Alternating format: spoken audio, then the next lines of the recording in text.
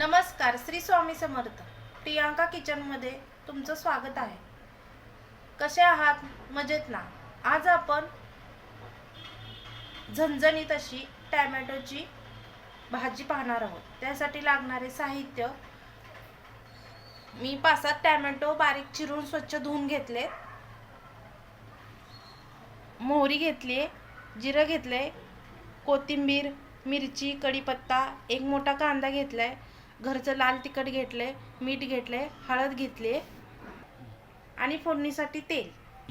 आता आपण gas on करूया आणि कढई ठेवूया. आता आपली कढई गरम झाली, त्याच्यात तेल ओतूया. 1-2 चमचे तेल ओतले. आता आपलं तेल गरम झालंय, त्याच्यामध्ये आपण मोहरी टाकू 1 चमचा, जिरं टाकलं 1 चमचा, कढीपत्ता टाकलाय,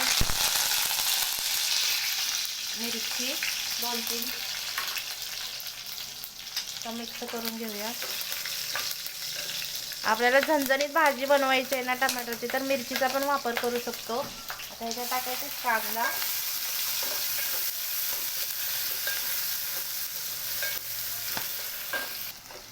कांदा आता लालसर होईपर्यंत परतून घ्यायचा. आपण ही टमाटरची भाजी मुलांच्या डब्याला, बाहेर प्रवासाला जाताना आपण यूज करू शकतो. छान लागते. एकदा रेसिपी करून बघा, घरच्यांनाही खूप आवडेल. आपण ऑफिसमधून घरी आलो, कंटाळलो, बाबा भाजीला काय बनवायचं, तर आपण टमाटरची भाजी आपण झटपट होणारी आहे, पटकन बनवू शकतो आणि गरम गरम भाताबरोबर खाऊ शकतो. छान लागते. गरम गरम भात, तूप आणि टमाटरची भाजी एकदम टेस्टी लागते. करून बघा, आवडेल तुम्हालाही.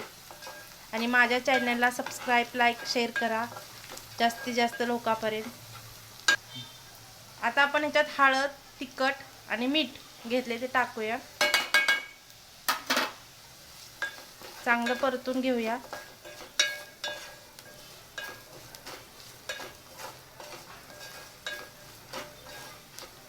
आणि हे आता जर आपण टोमॅटो घेतले ते त्याच्यात टाकूया.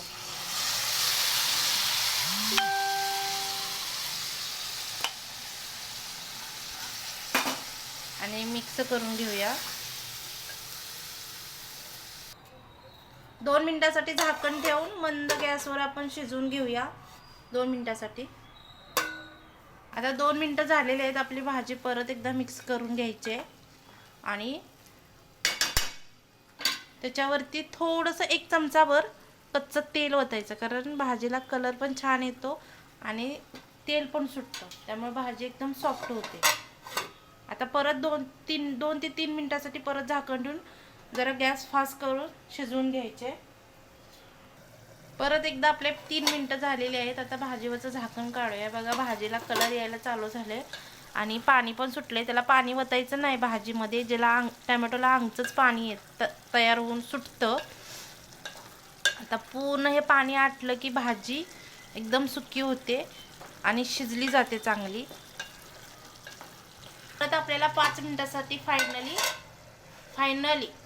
5 मिनिटासाठी झाकण ठेवायचं आहे आपल्याला. आता आपले 5 मिनिटं झालेली आहेत. आपली भाजी रेडी झालेली आहे.